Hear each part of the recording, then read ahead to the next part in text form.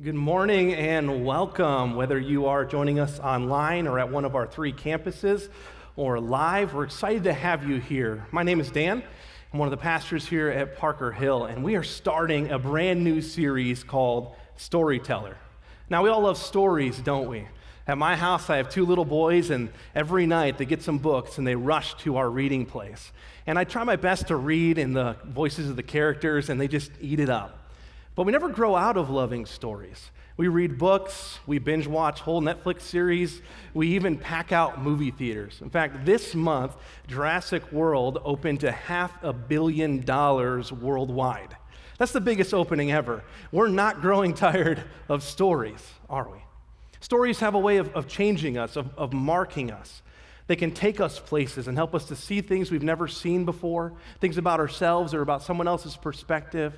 They can even remind us of what's most important. There was one storyteller who painted with words that literally and historically changed the world. And that storyteller was Jesus of Nazareth. He loved to tell stories. In fact, we have record of over 40 stories that Jesus told. We call them parables. And parables are quite simply using something familiar to talk about the unfamiliar. Parables are simply stories that use something familiar to talk about the unfamiliar. It's what I do with my son when he says, why do we have to stop and get gas? And I say, just like your body, it needs food every day to have energy. The car needs gas every day to have energy. Simple stories that help you learn something new. That's how Jesus taught, through stories. And his stories were often shocking. They were countercultural. They were paradigm shifting. And they changed the world. That's how Jesus liked to communicate his message, through stories. So over the next 6 weeks here, we are going to be looking at the stories of Jesus. And if you'll listen in, and if you'll let them mark you, they will change your life like they've been changing lives for centuries. Today's story is all about one question that I want to help you answer, because I believe that if you answer this one question the right way, that it can literally change the rest of your life. It's a bold claim. I know it is. So as you go home today and you're driving home, you can decide whether or not you think it's valid or not. And if you decide that it's totally bogus and you want to tell the world about it on Twitter, that's fine. I just ask that you tag me in your tweet. My handle is at Mark Stenzi. All right. The truth is that I believe that if you can answer this one question, it really will change your daily life in a big way. So here's the question: how's your scoreboard? How's your scoreboard? Now, don't act like you know what I'm talking about. When you watch sports, there's always something floating there on the screen. It's a scoreboard. And the same thing happens in our daily lives. Always floating inside of our minds is a scoreboard. It's simple, really. Here's how it works. If you do well, you get points. And if you do poorly, you lose points.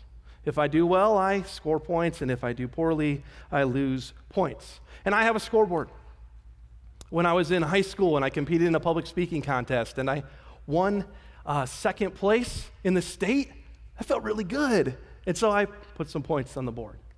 And when I graduated from college and I saw the program and I opened it up and there was my name, and next to it said, with honors. I feel really good about myself. And so I added some points.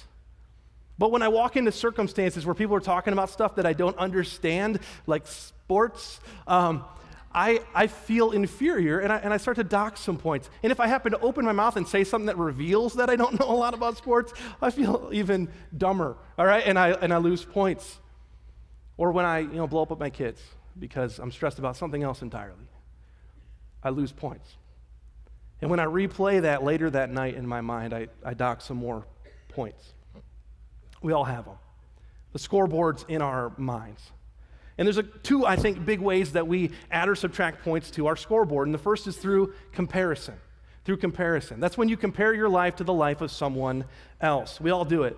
You're invited over to someone's house for the first time, and as you pull up, the house is like a lot bigger than your house. How do you feel? You start to lose some points. Or when you're in a circumstance where you feel like the people around you are more well off financially, or they know more than you do, or they're just more successful in life, you start to dock points on yourself. Or when you're in a situation where, all the kids are out there on the soccer field and you're watching them and your kid's the only kid who doesn't look like he knows what he's doing. And you're like, oh, you sink down in the bleachers and you lose some points. Or when you're watching online and your classmates are moving on to bigger and better things, but you feel like you're doing the same old thing, you lose points. Or when you feel like everyone else is married and you're the only one that's left single, trying to get a date, you lose points. But the reverse is also possible. When you're the one who's doing bigger and better things, it feels great, doesn't it? You add some points. When your kid's the smart one, when your kid's the fast one, when you have the beautiful family, when your business is working out just fine, you feel great and you start adding points. And the problem isn't with feeling great. The problem is that you start to feel better than other people because your stuff is nicer than other people. It's comparison. See, our tendency towards comparison is why social media is so incredibly dangerous. Because online you see people who aren't doing as good as you and you feel great, but if you keep scrolling, you're going to see somebody who has a more glamorous life than you, who's more successful than you, and you start to dock some points in your life. That's the first way that we add or subtract points. The second is through comments. This is when we let other people put points on the board or take them away. This is when the things that people say affect us deeply. We take them to heart. And let me just say, sometimes it's the thing that they don't say or the face that they make that also affects our scoreboard. And it can be positive. It can be like, you are so smart, points added. Or you are such a hard worker, points added. But it can be negative too. It could be things like the offhand comment, or that was so dumb, right? Or I am so disappointed in you. Or it can come at us through advertisements. They're actually designed to do this. Surprise. They come at you and they tell you that you're lacking something. And then they promise to give it to you, if you'll buy it, and you'll get points on the board. Or it can come by just not being invited to the party. You see it later online, all the fun that they were having, but that you didn't get to enjoy. Their lack of an invitation is a comment about how much they didn't want you there. So our scoreboards are constantly ticking away through the comparisons we make and the comments that we catch. And checking the scoreboard is something that we're constantly doing, and it affects us in three ways. The first is this. It affects how I feel about myself. If the score is great, I feel great, and I might be a little more confident. I might lean in and engage in a difficult conversation, or I might be even more giving and even more affirming than I would normally be. But if it's not going so well, we withdraw or we lash out at people. It affects how we feel about ourselves and then how we relate to others. Like I said, it changes how you communicate and how you act. And thirdly, it changes how I make decisions. You might not realize it, but even the most logical and stoic among us are affected by our scoreboards.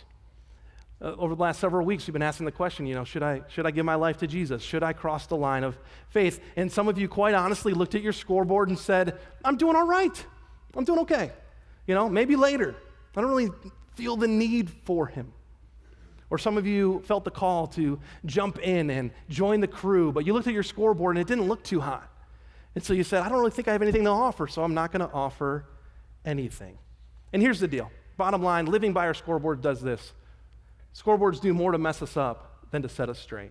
We're looking at them to guide our lives, but they're not helping. They do more to mess us up than to set us straight. And so the story that we're going to look at today is about how to deal with the scoreboard. And if you're sick of how it dominates your life, I think you're going to love what Jesus has to say here. This story is commonly called the parable of the Pharisee and the tax collector.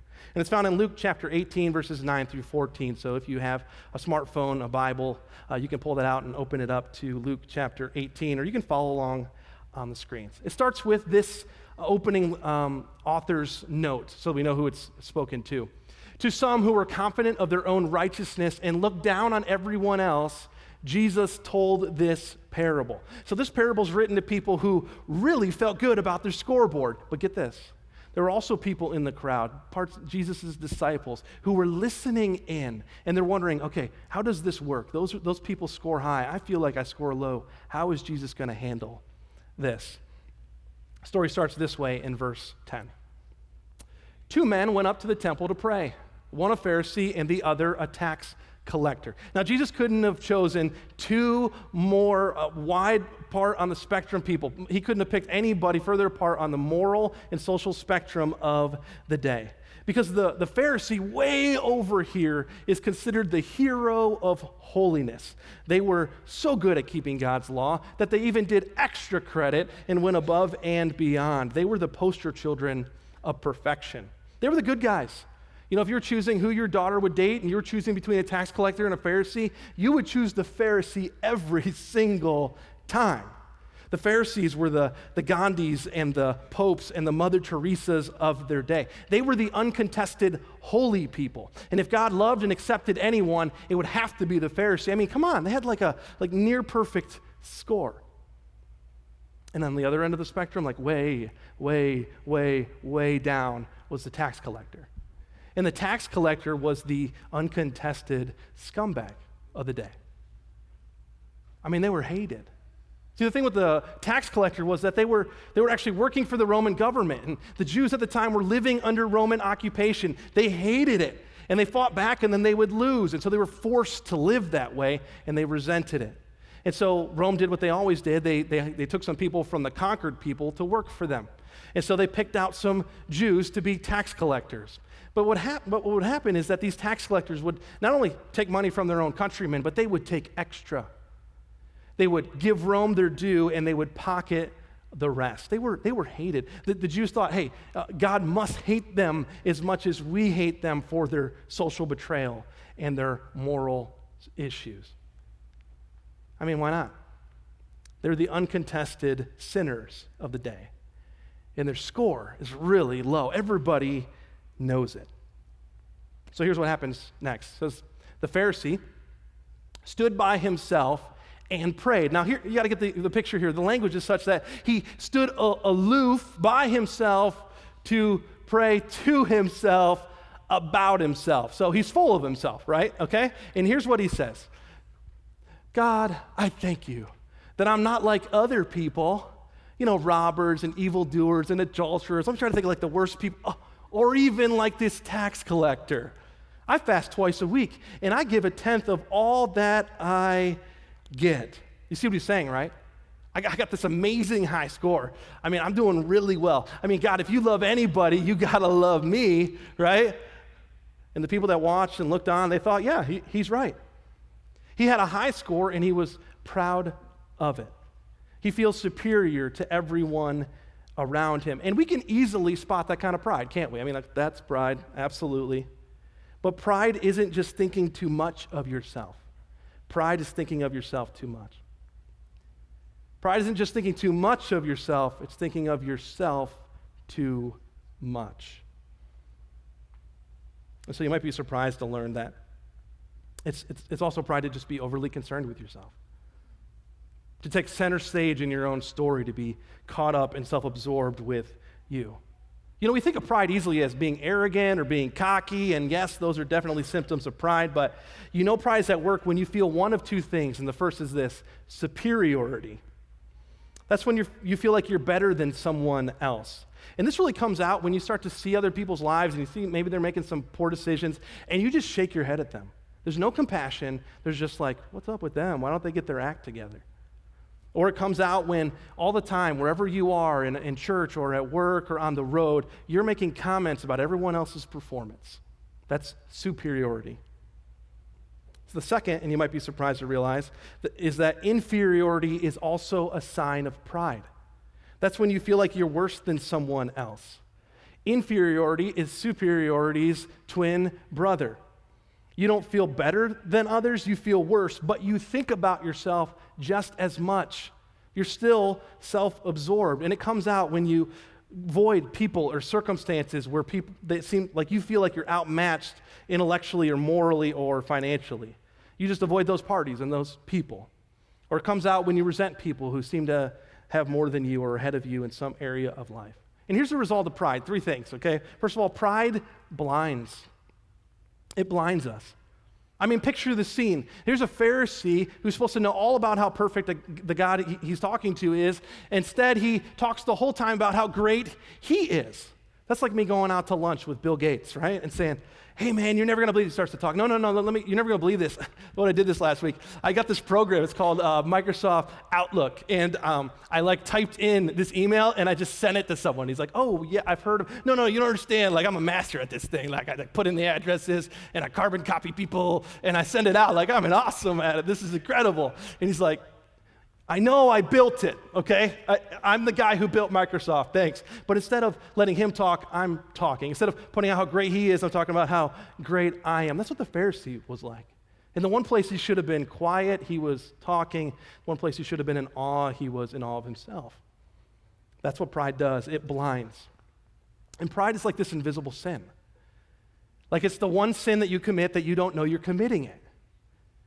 Tim Keller puts it this way. He says, when you're committing adultery, you know you're doing it. You don't go, ooh, whoa, you're not my wife. How did that happen? It doesn't happen.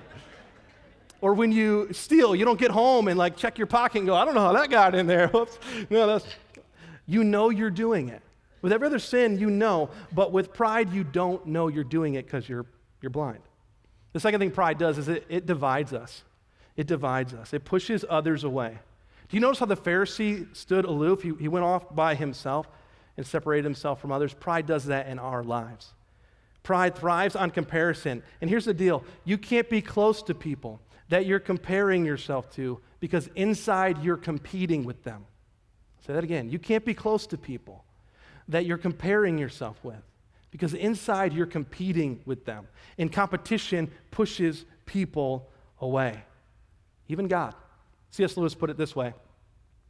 He said, as long as you are proud, you cannot know God.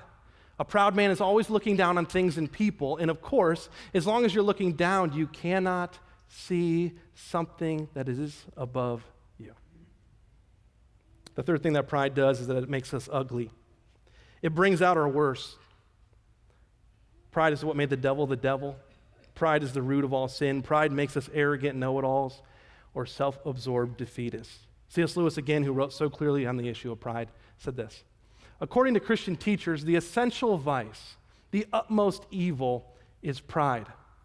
Unchastity, that's sexual sin, anger, greed, drunkenness, and all that are mere flea bites in comparison. It was through pride that the devil became the devil. Pride leads to every other vice. It is the complete anti-God state of mind. See, pride is ugly. It brings out the worst in us. It's the reason that we hurt the people closest to us, even though we want to love them. It's the reason we let those words fly, because pride is ugly. It brings out the worst in us. It's the reason that there was a prayer meeting, a Bible study that was interrupted by gunfire, because pride brings out the worst in us. It is ugly. But here's the rest of the story. Verse 13 says this. But the tax collector stood at a distance. He too, standing at a distance, but for a different reason. He does not feel worthy of the God he's praying to. And he prays. And what a prayer it is. It says this. He would not even look up to heaven, but beat his breast and said, God, have mercy on me, a sinner. See, the Pharisees' prayers, he's all talking about himself, to a God that he expects to accept him. The tax collector, on the other hand, is praying only about his desperate need to a God that he expects has every reason to reject him. The Pharisee had a perfect score. The tax collector had a pitiful score. And here's Jesus' conclusion. I tell you that this man, rather than the other, the tax collector, rather than the Pharisee, went home justified right before God. Then he says this. For all those who exalt themselves will be humbled, and those who humble themselves will be exalted. You see, humility is the better way to live. Humility is a better way to live because humility sees. Humility can see our own faults and admit our own weaknesses. We can see how we've contributed to a conflict and be quick to apologize. Where pride divides, humility unites. You've experienced this. When people are vulnerable and real and not putting up any pretense, you just love being around those kind of people. And they draw others to themselves. It invites a close friendship. And where pride is ugly, humility is beautiful. I mean, it brings out our best. We can see the success of others and celebrate with them. We can see the needs of others and reach out in compassion to them. See, humility is a better way. Like, yes, it's such a better way. Humility's the better way, but like, why don't we choose it? Just this past week, with all these thoughts in my head, I got into a discussion with my wife. We have discussions from time to time. And in the back of my mind, I'm thinking, humility's a better way. Humility's a better way. But the discussion continued. It took me a while to come back around. Like, why don't we choose the way of humility? We know it's better, but we don't do it. And I think to answer that question, we have to go a little bit deeper. Because I don't think there's just a scoreboard. I believe there's a scorekeeper. And I want to show you what I mean. We're going to have Pixar help us out here because their new movie, Inside Out, is awesome and a lot of fun. And what I want to do is I want to show you a clip of the trailer to help you picture it. And this whole story is about a girl named Riley and the emotions that are inside of her that influence how she lives. And Pixar calls the place where these characters inside of her run the place, they call it the headquarters. So check out the video. Isn't that awesome? All right, I think that's a great picture of what's going on inside of our minds. We have all these characters. We have sadness and joy and fear and disgust and anger, and they influence how we live. And if any one of them rules the headquarters, it really shows in our lives. Sorry, Pixar, I love you, but I think you left one out. So I want to introduce you to one more character, and his name is Ego. Ego runs the scoreboard. And if the scoreboard runs your life, then your ego runs your life. And ego might just be running your life. If you're feeling constantly hurt by the actions or inactions of others, if you're always irritated with the people around you, if you avoid a certain class of people, or if you just can't stop comparing.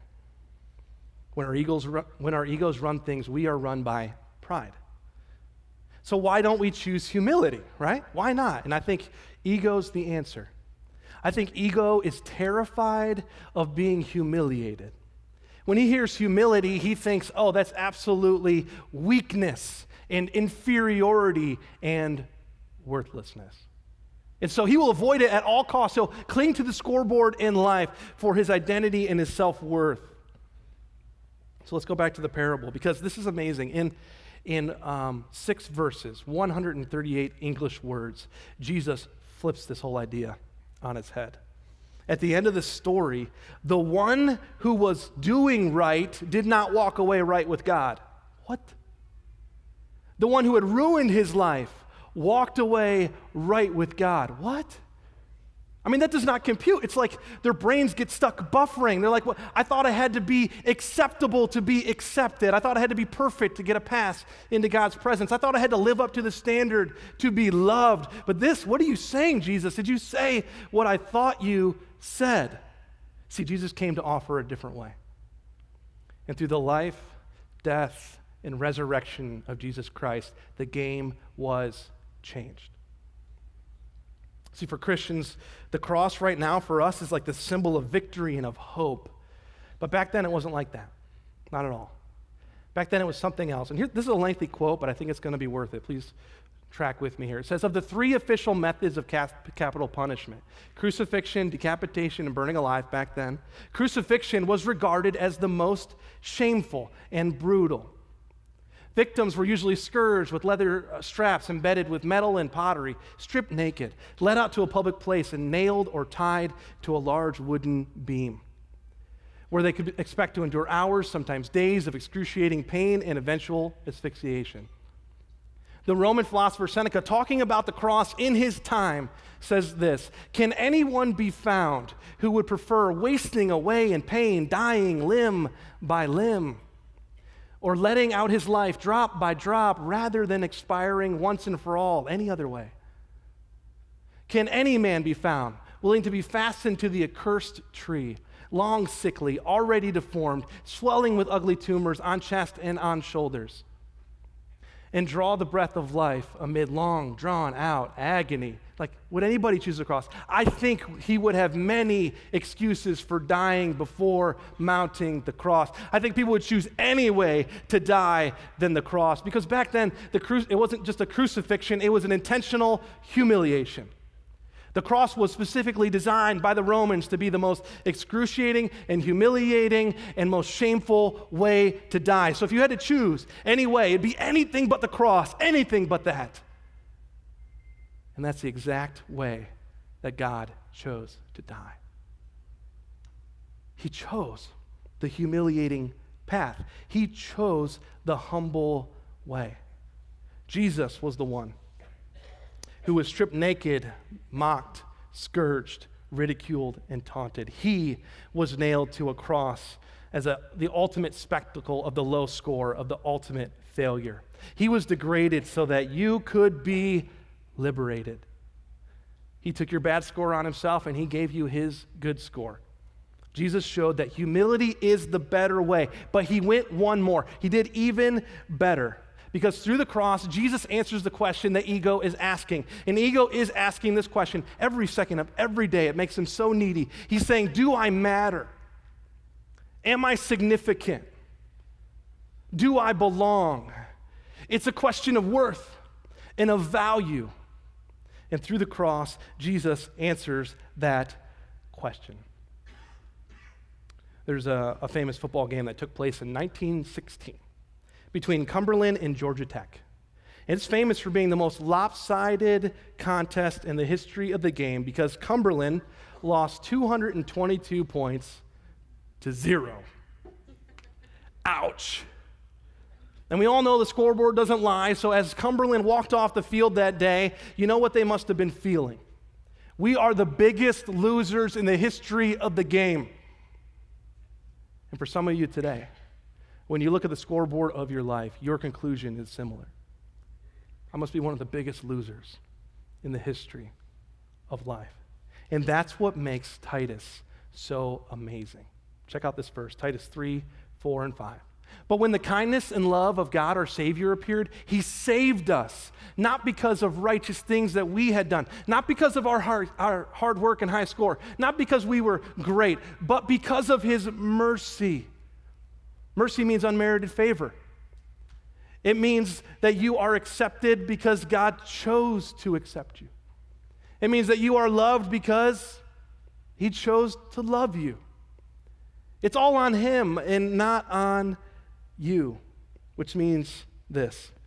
My performance does not determine my acceptance. My acceptance fuels my performance. We have it backwards with the scoreboard, but here's the reality. My performance does not determine my acceptance. My acceptance by God fuels my performance. See, humility is the result of a new identity built on the answer of the cross. We are humble, only free to be humble when we realize that we were loved before we were lovable. Besides, guys, living to keep the score up will leave you breathless. It will leave you exhausted and tired and frustrated and sad. So what do? Quite simply this. The next time you feel superior or inferior, I want you to talk to ego. I want you to tell him the gospel. I want you to say to ego that my acceptance is not based on my performance. That your scoreboard doesn't matter. It's kind of like this. Every night I have this thing I do with my son. I learned about it in our men's group that we did this past spring. And I want to speak, right before he goes to bed, words of affirmation. Words that I want to sink in deep to the bedrock of his soul. I want to say things that when he is in danger of comparing himself or letting the comments of others define him, I want him to think of the words that he heard from me and let them be an anchor for his soul. I want him to hear my voice instead of their voices. And I want that to define him. And so every night before he goes to bed, I tell him 3 things. I say, I love you, I'm proud of you, and you're really good at something. And I fill in that blank. So if I say, I love you, I'm proud of you, man, you are really good at making your little sister laugh. but he's 4 years old. And so he's usually really wired when we go to bed. And he's not really paying attention or looking at me. So what I do is I get down on his level. And I take my hands and I cup the side of his face. I say, look at me. I love you. I'm proud of you. Man, you were so good at helping out mommy. He's 4. And he's looking all over the place. He's still distracted. His heart's beating so fast. It's just how he works. And so I kind of get more urgent. I say, son, look at me. Look at me when I'm talking to you. His eyes start to come in. No, don't be distracted by anything else. Look at me, son. Look at me. Finally, he settles in. His eyes are locked on mine. I say, listen to what I say. I love you. I'm proud of you. Man, you were so good at showing your little brother how to do what's right. And some of you today, you need to let God talk to ego. You need to let God take your face and cup it and say, no more distractions, no more comparisons, no more looking at everyone else. Look right here. Look, no, look at me. No, what about them? No, look at me. Look in my eyes. Hear my voice. Lock in here. I love you. I'm proud of you. You matter.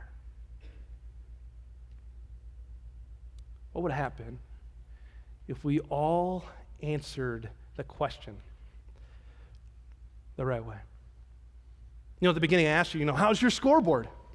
Right? And I think the very best answer to that question is, what scoreboard?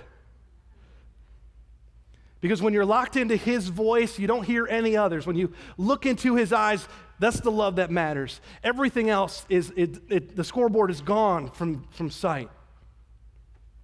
How's your scoreboard? What scoreboard? Wouldn't this change your everyday? Wouldn't your moods and emotions be more steady? Wouldn't your relationships be more open and vulnerable and healthy? Wouldn't the decisions that you make be more godly? If you let him answer the question inside. And here's what I want to do. The band's going to come back up for a final song that talks about him doing what only he could do to answer the question in our hearts. It's all about Jesus.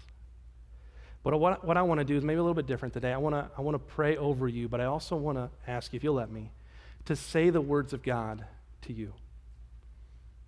And I just want to encourage you to let these sink in to the part of you that desperately needs to hear it, so that they'll be an anchor for you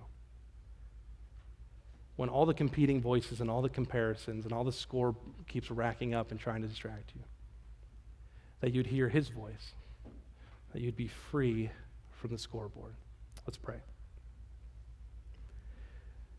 God, I know that you're trying to speak to us today, that you want us to hear your voice, that you want us to let it define who we are, that you want to free us from the tyranny of the scoreboard and living that way and walking that way and constantly comparing and constantly competing and feeling superior or inferior. Feeling like we got it, but we're afraid to lose it, or feel like we don't have it, and how do we get it? God, I pray for us in this moment right now, that you would cup our faces, that you would block out the distractions, that we'd be able to hear only your voice.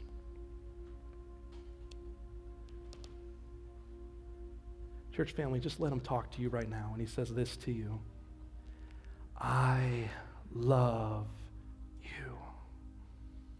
If you had any question about it, I settled it when I sent my own son to die on the cross for you. I love you. I'm proud of you. I didn't love you because you were lovely. It was never about your performance or how good you can be. All before all of that, I just chose to love you because I do. I'm proud of you. You matter. I designed you. I've shepherded you. I've written your story, and I know how it ends. You matter. Listen to his voice. I love you. I am proud of you. You matter.